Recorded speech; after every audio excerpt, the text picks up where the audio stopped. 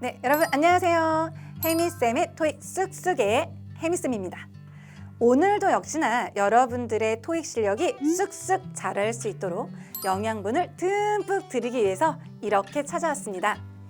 이번 영상에서 드릴 영양분은 오답노트 활용법입니다. 여러분, 토익 공부 시작하시면서 오답노트 정말 많이 들어보셨죠? 그런데 살짝 감이 안 오는 느낌이 든다. 그럼 이번 영상을 끝까지 시청하셔야 돼요. 오답노트가 과연 무엇이고, 왜 해야 되고, 왜 중요한 건지, 그리고 또 어떻게 활용하면 되는지까지 제가 깔끔하게 정리해 드리도록 하겠습니다. 그럼 오답노트 정복하러 한번 가볼까요? 구독, 좋아요, 알림 설정. 자, 그럼 우리 오답노트가 뭔지 먼저 알아보도록 하겠습니다. 자, 오답노트는 이름에서 알 수 있는 것처럼 틀렸던 문제를 작성하는 건데, 먼저 Pearl 5 먼저 볼 거예요. 자, Pearl 5와 Pearl 7의 오답노트 활용법을 알려드릴 건데, 여러분 일단 파트 이름만 들어도 나 이 파트 문제 정말 많이 틀리는데, 맞죠? 너무 겁낼 필요 없어요, 여러분. 아직 너무 겁내지 마시고, 자, 제가 깔끔하게 정리해 드릴 거니까 가이드를 잘 따라오시면 됩니다. 자, 겁부터 드셨던 분들, 여러분 오답노트는 틀린 문제를 모두 작성하는 게 아니에요. 자, 틀린 문제를 모두 작성하려고 하면 너무 부담되죠? 그렇게 하는 거 아니에요. 그러면 어떤 것을 오답노트에 쓰는 거냐? 아는데 틀린 문제 있죠? 여러분, 채점하고 나서 나 이거 아까 C번이랑 엄청 고민했는데 아까 C번 할 걸 이렇게 했던 거. 이 문제 나 아는데 이거 왜 틀렸지? 나 이거 분명히 오늘 아침에 공부했던 건데 라고 하는 그 문제들을 정리하는 겁니다. 자, 왜냐면 내가 아는데 틀리는 그 문제들에서 새어나가는 점수를 막아야 합니다, 여러분. 자, 기본적으로 내가 아는 문제를 틀리지 않는 게 정말 중요한 시험이에요. 이 부분 꼭 기억하시고요. 오답노트는 그것을 위한 겁니다. 그러니까 아는데 틀린 문제를 작성을 하시고, 자, 그것을 다시 한번 복습하면서 실수를 줄여나가는 게 오답노트의 목적이라고 생각하시면 돼요. 여기서 또 하나 중요한 거, 복습을 계속해서 해주셔야겠죠. 복습을 꾸준히 하셔야지만 같은 실수를 반복하지 않을 수 있으니까 이 부분 꼭 기억하세요. 오답노트 Pearl 5는 아는데 틀린 문제 중에서 자, 여러분들이 실수를 줄이기 위해서 몇 가지만 정리하는 거다라고 정리하시면 됩니다. 그럼 오답노트 어떻게 정리하는 거냐? 자, 지금 보시는 것처럼 이렇게 제가 항목별로 정리해드렸는데 실제로 제가 수업 시간에 사용하는 오답노트입니다. 자, 먼저 가장 왼쪽에는 한눈에 어떤 품사를 틀렸는지 확인할 수 있게끔 틀린 문제 품사를 적어주시면 되는데, 자, 이것부터 어려워하시는 분들 많으십니다. 이건 해설지를 살펴보시면 명사, 문제 이렇게 되어 있어요. 그 문제는 명사가 정답의 품사인 거예요. 어떤 거는 이름 되게 복잡하지만 접속, 부사 이렇게 되어 있는데 그 품사를 여기에다가 적으시면 한 2주, 3주, 4주 정도의 데이터가 쌓인 다음에 복습을 하실 때는 내가 명사에 좀 약하구나, 부사에 조금 약하구나 라는 걸 한눈에 알 수 있기 때문에 자, 정답의 품사를 여기에 적으시면 됩니다. 그리고 틀린 문제를 여기에 적으시면 되는데 틀린 문제는 틀린 문제와 정답, 그리고 내가 틀렸던 보기, 이게 중요합니다. 내가 틀렸던 보기를 적으시고 내가 그 보기를 고른 이유, 그리고 내가 고른 게 안 되는 이유. 자, 요거를 정리하셔야 나중에 같은 실수를 안 할 수 있어요. 또 하나, 자, 정답, 원래 정답과 자, 그것이 되는 이유, 문법 공식이 있다면 같이 정리하시고 해석도 같이 정리하시면 좋겠습니다. 자, 그리고 모르는 어휘가 있다면 오른쪽에 정리하시면 돼요. 자, 제가 이렇게 샘플 내 표를 보여드리긴 했지만 그래도 조금 감이 부족하시죠? 자, 저랑 실제로 한번 오답노트를 작성해 보도록 하겠습니다. 자, 먼저 이런 문제를 있는데 문제를 틀렸다고 한번 해볼게요. 알아요, 여러분. 이거 다 맞출 수 있지만 자, 틀렸다고 가정해 봅시다. 자, 이 문제의 정답은 자, will be postponed 였는데 자, 우리 그 전에 자, 저랑 같이 동사 영상 보셨던 분들, 여러분 이거 수태시로 풀 수 있는 거예요, 여러분. 자, 안 보셨다면 앞에서 잘 보고 넘어오시면 될 것 같은데 BPP를 우리가 수동태라고 해요. 자, 빈칸 다음에 명사가 없으면 수동태를 골라야 합니다. 자, 얘는 수동태가 아니니까 안 되는 거고 얘는 아예 동사가 아니니까 안 되는 거예요. 자, 지금은 이 문제 지금 푸는 것보다 여러분 오답 노트에 집중해 볼 건데 자, 그래서 내가 얘는 잘 제외를 시켰는데 B번을 골라서 틀렸다. 그러면 오답 노트는 이렇게 작성합니다. 자, 그럼 방금 문제는 동사 문제였으니까 정답 품사에 이렇게 작성합니다. 동사 수태시. 자, 어렵지 않죠? 자, 그렇다면 틀린 문제를 작성해 볼 건데 자, 여러분 이렇게 작성해도 됩니다. 틀린 문제 너무 잘했죠? 그렇지만 너무 길어요. 자, 이렇게 하면 오답 노트 시간에만 너무 많이 쏟아붓게 됩니다. 제가 아까 오답 노트의 목적은 뭐라고 했죠? 같은 실수 반복하지 않기 위한 거예요. 내가 라이팅을 위해서 쓰는 게 아니니까 이렇게 작성할 필요 없습니다. 자, 그럼 어떻게 작성하느냐? 키포인트만 적는 거예요. 자, 보세요. 이렇게요. 주어, 그 다음 동사 자리, 그 다음 뒤에 부분의 중요한 포인트만 작성을 하시면 자, 요게 아니라 요게 정답이었다. 이렇게 고를 수 있게끔 중요 포인트만 적으면 됩니다. 괜찮나요? 단, 이게 정답이고 내가 골라서 틀렸던 것까지 같이 정리하시면 돼요. 내가 왜 실수했는지 상기시키면서 다음엔 그러지 말아야지 라고 결심할 수 있습니다. 자, 내가 이걸 고른 이유는 뭐냐? 간단하게만 적으세요.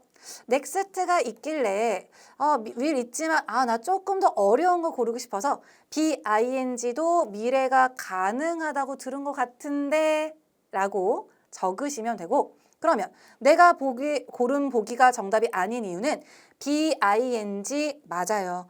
미래 가능한 거 맞습니다만 자, 얘는 지금 시제를 따지기 전에 수동태, 능동태에서 탈락이 됐어야 돼요. 왜냐? 자, BPP는 능동이고 자, will be postponed는 수동이니까 뒤에 명사가 없다면 요거 정답, 명사가 있다면 요게 정답이었어요. 즉, 내가 골랐던 오답이 틀린 건 뒤에를 안 봐서 틀린 거죠. 뒤에 목적어가 없으니까 능동은 쓸 수가 없다. 자, 여기다 살짝 이렇게 필기해 두셔도 됩니다. 뒤에를 안 봤다. 그러면 나의 약점은 뭐예요? 빈칸 뒤를 안 본 게 약점이 되는 겁니다. 자, 이렇게 해서 다음엔 꼭 빈칸 봐야지, 빈칸 뒤를 꼭 봐야지 라고 결심하시면 돼요. 자, 그렇다면 진짜 정답도 알아봐야겠죠? 진짜 정답도 간단하게만 쓰세요. 수태시 순서대로 파악하고 빈칸 다음에 명사가 없다면 BPP 수동태가 정답이다. 이렇게만 정리해 주시면 되고 해석도 다 쓰지 않아도 됩니다. 지금 내가 고른 수동태가 이렇게 해석이 될 정도만 어떤 콘서트는 다음 달까지 연기될 것이다 라고 해주시면 돼요. 어렵지 않죠, 여러분? 여기에서 자, 내가 몰랐던 어휘가 있었다면 자, 그 전에 있는 문장에서도 마찬가지 포함해서 몰랐던 어휘는 오른쪽에 적어주셔도 됩니다. 그럼 나중에 이 어휘 부분만 보면 내가 이런 어휘들이 어려웠었구나 라고 볼 수 있어요. 괜찮나요? 그리고 정답 품사만 이렇게 쭉 훑어보면 내가 어떤 품사가 약한 포인트구나까지 정리할 수 있습니다. 자, 디테일하게 보면서 내가 뒤를 안 봐서 이때 틀렸구나. 근데 그 다음에도 뒤를 안 봐서 틀렸네. 나 진짜 뒤를 안 보는구나 라고 자각하는 시간과 앞으로는 그러지 말아야지 결심하는 시간을 가질 수 있습니다. 자, 여기서 한 가지 더 정리 한번 해볼게요. 예를 들어서 이런 문제를 풀었다면 자, 여기에서도 여러분 정답은 A번이었는데 제가 B번을 골라서 틀렸다고 한번 가정해 봅시다. 여러분 이런 문제의 유형은 뭐라고 하죠? 어휘 문제죠. 해석을 해야 되는 거라서 이런 문제를 틀렸다. 그러면 전체 또 쓰고 오답 노트에 다 쓴 다음 해석까지 해야 되느냐? 자, 여러분 이 문제 해석하는 문제 맞지만 자, 중요 포인트는 뭐였나요? 전치사 아니었나요? 맞죠? 지금 각각의 전치사가 aware of, be responsible for, be eligible for 이 전치사 짝꿍을 암기하셨다면 전치사만 알면 되는 문제였어요. 그럼 왜 틀렸을까요? 전치사 짝꿍 몰라서 틀렸죠? 그러니까 그냥 이렇게만 어휘 부분에 어휘 단어처럼 정리하시면 됩니다. 자, 이렇게요. 어휘 문제를 틀렸다. 그럼 중요 포인트, 짝꿍 포인트만 여기에다가 이렇게 be aware of, be responsible for, be eligible for 이렇게 정리하시면 한눈에 내가 몰랐던 어휘들, 그다음 어휘 짝꿍까지 정리할 수 있으니까 어휘 문제는 이렇게 정리하시면 됩니다. 자, 이렇게 해서 펄5 오답 노트 작성법 잘 알아봤는데 여러분 펄5 오답 노트는 너무 많이 쓰려고 하지 말고 내가 아는데 틀렸던 문제들 위주로 실수하지 않을 만큼 반복하지 않을 만큼만 작성하시면 됩니다. 그럼 이번에는 펄7 오답 노트를 알아보도록 할게요. 역시나 펄7도 틀렸던 문제를 정리하는 게 오답 노트가 되겠죠. 자, 그런데 펄7은 여러분 글입니다. 그쵸? 이 글을 다 읽고 문제 푸는 건데 내가 이 문제를 틀렸다고 글을 다 정리할 순 없잖아요. 자, 그래서 제가 펄7 오답 노트 작성법도 알려드릴게요. 자, 먼저 펄7을 왜 틀렸는지를 판단하는 게 중요합니다. 펄7은 전체적인 글을 읽고 문제를 푸는 거기 때문에 먼저 펄7을 틀렸다. 그러면 해석이 안 되는 거예요. 자, 또 하나. 자, 여러분 키워드를 잘 못 잡아도 펄7을 문제를 틀리는 원인이 됩니다. 해석은 잘했는데 키워드를 잘 못 잡았다? 자, 그런 경우도 이유가 될 수 있으니 키워드를 잘 잡아야 돼요. 그 다음, 자, 패러프레이징. 네, 해석도 열심히 하고 키워드도 잘 잡았는데 패러프레이징을 몰랐다? 그러면 펄7 문제 틀릴 수 있습니다. 그렇다면 펄7에서 중요한 포인트는 해석을 잘 해야 하는데요. 해석을 못해서 틀린 문제들은 오답 노트에 작성하지 않습니다. 자, 해석을 못했다는 건 여러분들이 꾸준히 해석하는 실력을 좀 쌓으면서 오셔야 되는데 이건 하루아침에 되는 게 아니에요. 자, 너무 슬프죠? 자, 그렇지만 어쩔 수 없습니다. 여러분 꾸준히 해석하는 연습을 해주셔야 되고 해석을 못해서 틀린 건 오답 노트에 작성하지 않습니다. 그럼 오답 노트에는 뭘 쓸 거냐? 자, 키워드와 패러프레이징이 펄7의 가장 중요한 포인트라고 할 수 있는데 그 중에서도 패러프레이징을 잡는 게 중요합니다. 자, 여러분들이 패러프레이징을 몰라서 틀린 문제라면 그건 오답 노트 작성으로 점수를 상승시킬 수 있습니다. 자, 그러니까 펄7은 패러프레이징을 정리하는 게 오답 노트가 돼요. 즉, 오답 노트라기보다는 펄7 패러프레이징 노트 이렇게 부르는 게 맞을 것도 같습니다. 자, 그러면 어떤 말인지 한번 살펴보도록 할게요. 자, 그럼 제가 이 문제를 풀고 틀렸다고 가정해 보도록 하겠습니다. 자, 아티클이라는 글을 읽고 문제를 풀었는데 자, 문제는 언제 행사가 시작하는지 묻고 있었고 정답은 C번이었는데요. 자, 저는 여기 맨 처음에 날짜가 보여서 그냥 처음 본 날짜 A번을 골라서 틀렸다고 가정해 봅시다. 사실 이 문제에서도 포인트는 이거였거든요. 자, 행사가 언제 시작하는지를 집중을 하셔야 되는데 이 시작하다라는 말 여러분 혹시 패러프레이징 될 수 있는 동의어 알고 있나요? 시작하다 똑같은 말 begin 맞아요. 자, begin이나 start 같은 것들을 글에서 찾으면 그 앞뒤가 정답이 되는데 내가 이 문제를 왜 틀렸냐면 패러프레이징을 조금 폭넓게 공부하지 않았기 때문입니다. 무슨 말이냐? 어디에도 자, 눈 크게 뜨고 start 찾으세요. start나 begin을 찾아볼게요. 없죠. 그래서 틀린 건데 자, 이건 이렇게 정리합니다. 사실 when start의 start는 from March 5th to 8th에서 from에서 봤으면 그게 start 되는 날짜라고 패러프레이징이 되어 있어야 돼요. 자, 너무 어렵다, 그쵸? 그렇지만 이건 여러분들이 패러프레이징 공부를 하면서 훨씬 실력을 향상시킬 수 있고요. 자, 문제에서 나왔던 정답이랑 이번은 C번이었나요? 네, 정답이랑 지문에서 정답이 되는 포인트랑 이렇게 밑줄 긋고 같은 의미를 나타내는 거다라고 정리를 하다 보면 패러프레이징을 정리할 수 있습니다. 거기에 혹시 선생님이 정리해주는 패러프레이징 표현이 있다면 같이 정리하시는 것도 도움이 될 거예요. 자, 이번 기회에 나온 김에 start paraphrasing 제가 정리해 드릴게요.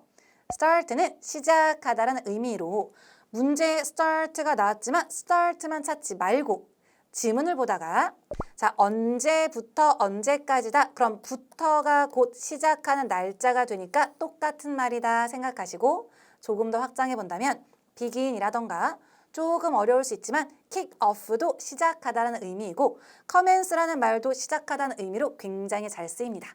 그럼 키워드는 start로 잡았지만 지문에서 commence를 봤다. 그럼 그 D가 정답이다. 이렇게 풀 수 있게끔 이 패러프레이징을 정리하는 게 중요해요. 자, 펄 7은 기본적으로 해석하는 건 꾸준히 연습을 해주시고 오답 노트에는 뭐만 정리하면 될까요? 패러프레이징만 정리하면 됩니다. 자, 그럼 우리 이렇게 펄 5와 펄 7의 오답 노트 작성법을 알아봤습니다. 자, 펄 6는 펄 5와 펄 7을 잡으시면 자, 그 두 가지 요소를 다 가지고 있는 파트이기 때문에 약간 따라올 수 있는 파트예요. 물론 중요한 파트이지만 지금은 펄 5와 펄 7에 집중해 봅시다. 자, 중요한 건 여러분, 자, 이 오답 노트는 실수를 줄이기 위해서 작성하는 거니까 노트 작성에만 너무 집중할 필요가 없다는 게 포인트이고, 자, 중요한 것 또 한 가지. 자, 활용입니다. 여러분, 오답 노트는 그냥 작성만 하고 끝나는 거 아니고요. 저한테 제출하는 거 아니고요. 자, 이건 여러분들이 꾸준히 복습하면서 활용해 주셔야 돼요. 자, 오늘 오답 노트 작성하기 전에 전날 작성한 오답 노트 한번 복습해 보시고 자, 주말이 되면 일주일 동안 작성했던 오답 노트 복습 한번 해보시고 한 달이 지날 때 자, 마찬가지로 한 번씩 쭉 복습해 주시면 자, 여러분들이 어떤 실수를 했는지 한눈에 볼 수 있기 때문에 실수를 줄일 수 있는 꿀팁이 될 거예요. 실제로 이 오답 노트 실제 시험장까지 가지고 가서 시험 보기 직전에 보면서 복습했다고 하셨던 분들의 후기도 많이 있습니다. 자, 그러니까 이번 기회에 확실하고 깔끔하게 정리하셔서 실수를 줄이는 데 도움이 되셨으면 좋겠습니다. 알씨 쓱쓱! 네, 이번 영상에서는 오답 노트 작성법과 활용법을 알려드렸습니다. 오답 노트는 정말 효과가 좋습니다. 그렇지만 너무 작성하는 것에만 집중을 하신다면 오히려 공부하는데 방해가 될 수 있어요.